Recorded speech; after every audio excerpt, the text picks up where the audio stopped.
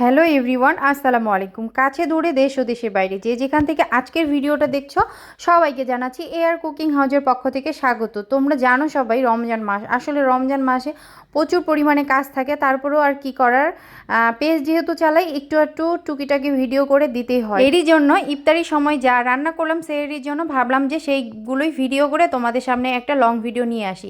তো যাই হোক, এখন আমি রেগুলার আর লং ভিডিও ছাড়ি না, সপ্তাহে একটা লং ভিডিও দেওয়ার চেষ্টা করি। তো এই লং ভিডিওটা কিন্তু একটু ইউনিক দেওয়া উচিত, কিন্তু আসলে রমজান মাসের কারণে দিতেও পারতেছি না, কি আর করার। ইনশাআল্লাহ রমজান মাস শেষ হয়ে গেলে ইনশাআল্লাহ দেওয়ার চেষ্টা করব। সেইরির জন্য আমি একটু ছোট মাছ রান্না করে নিলাম টমেটো দিয়ে, আর টমেটো দিয়ে মেখে রান্না করলে এইভাবে কিন্তু ছোট মাছটা খেতে অনেক ভালো লাগে।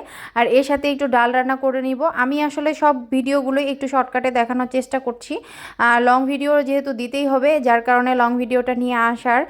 যেহেতু হচ্ছে পেজটার একদম রিচ এঙ্গেজমেন্টগুলো কমে গেছে, লাইভ করতে পারছি না, তো এই জন্যই আর কি দেওয়া। তো আর এদিকে আমি একটু হচ্ছে দেশি পুঁটি মাছ হচ্ছে ভেজে নিব। তো আপনাদের ভাইয়া এই পুঁটি মাছটা নিয়ে আসছিল অনেক দিনেই, তো ভাবলাম যে এই পুঁটি মাছ একটু ভেজে নেই। সেহরিতে যত রকমের পদ হোক না কেন, আসলে সেহরিতে কিন্তু খেতে ভালো লাগে না, তো হচ্ছে অনেক কষ্ট হয় সেহরিতে খাওয়া। তো তারপরও আমি মানে অল্প অল্প করে অনেক কিছু রান্না করার চেষ্টা করি।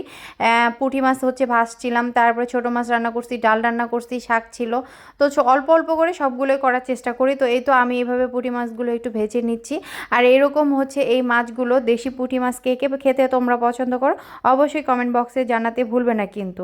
আর এই যে আমি এদিকে একটু হচ্ছে করলা ভাজি করে নিচ্ছি, করলার কথা তো বলতে ভুলে গিয়েছিলাম। এখানে 4-5টা করলা একটু হচ্ছে আলু দিয়ে আমি ভেজে নিব। তো আমি মূলত করলা ভাজি খাই না, আমার কাছে করলাটা তিতা লাগে, তারপরে হচ্ছে করার লাগে। আপনাদের ভাইয়া অনেক পছন্দ করে, তো তার জন্যই আমি অল্প করে একটু করলা ভাজি করে নিলাম। সে হচ্ছে এরকম হচ্ছে অনেক প্রকারের পদ না হলে সে সেহরি খেতে পারে না, তার আসলে অনেক কষ্ট হয়ে যায়, তার জন্যই আসলে এই পদগুলো করা। তো এই যে আমি একটু করলা ভাজি করে নিলাম তার জন্য। আর এগুলো রান্না করতে করতে আমার প্রায় ইফতারি সময় হয়ে গেছে বন্ধুরা। এরই ফাঁকে ফাঁকে আমি কিন্তু ইফতারিগুলো সব কিছু রেডি করে নিয়েছিলাম। তো আজকে হচ্ছে বাজার থেকে কোনো কিছু নিয়ে আসেনি, ঘোল টোল কোনো কিছু নিয়ে আসেনি, আর আমিও শরবত বানাইনি। তো ভাবলাম যে আমি বাসায় একটু লাচ্ছি বানিয়ে নিই। আমি 4-5টা খেজুর পানিতে ভিজিয়ে রেখেছিলাম, রেখে দেওয়ার পরে সেই খেজুরগুলো কিন্তু অনেকটা ভিজে গিয়েছে। আর এখানে আমি 2টা কলা দিয়ে দিলাম ব্লেন্ডারে, আর একটু গুঁড়া দুধ দিয়ে দিলাম। আর এখানে আমি পরিমাণ মতো চিনি দিয়ে দিচ্ছি, যে আমি আসলে যতটা মিষ্টি খাবো সেই অনুপাতেই দিলাম। আর আমি একটু কাঠবাদাম দিয়ে দিলাম, মানে 2 প্রকারের বাদাম দিলাম। আর এই যে আমার দই ছিল ফ্রিজে, তো দইটা একদমই হচ্ছে ইনটেক, আমরা হচ্ছে দইটা খাইনি।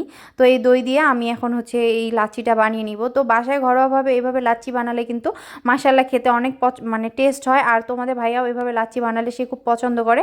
আর তার আগের দিনের রাতের একটু দুধ বেঁচেছিল, সেই দুধটা আমি আবার হচ্ছে ডিপে রেখে দিয়েছিলাম, সেটাও বরফ হয়ে গিয়েছে, ভাবলাম যে ওটাও দিয়ে দিই, তাহলে লাচ্ছিটা ঠান্ডা হয়ে যাবে। তো এই তো দেখতে পাচ্ছ তোমরা, লাচ্ছিটা আমি হচ্ছে গ্লাসে ঢেলে নিয়েছি, কতটাই আমি আর লোভনীয় হয়েছে। আর একটু মালটা দিয়ে হচ্ছে আমি সাজিয়ে নিয়েছিলাম, মালটার রস দিয়ে পরে এটা হচ্ছে খেয়েছি। যে কোনো জিনিস বাসায় বানালে এর প্রশান্তিটা অনেক বেশি হয়, আর খেতেও মাশাআল্লাহ অনেক ভালো হয়। তো বন্ধুরা, আমার ভিডিওটা আর বেশি করব না, আজকের মতো এখানে বিদায় নিচ্ছি। তোমরা সবাই ভালো থাকবে, সুস্থ থাকবে, আল্লাহ হাফেজ, আসসালামু আলাইকুম।